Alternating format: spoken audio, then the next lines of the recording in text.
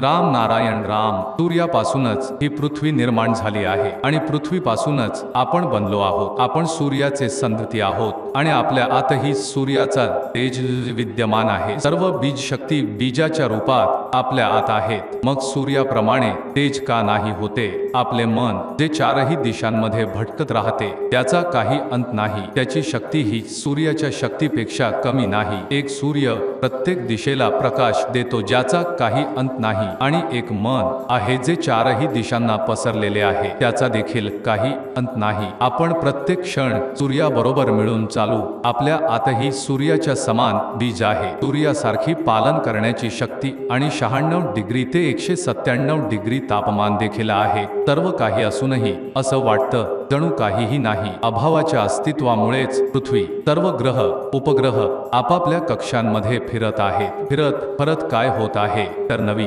सृष्टी होत आहे. आजही वेगवेगळ्या प्रकारच्या सृष्टी होत आहेत. म्हणून अभाव अजूनही कायम आहे, पूर्ण झालेला नाही. हे सारे ग्रह उपग्रह आपापल्या ध्यानात बुडालेले आहेत. पृथ्वीची स्वतःची बोध शक्ती आहे जी दिसून येत नाही.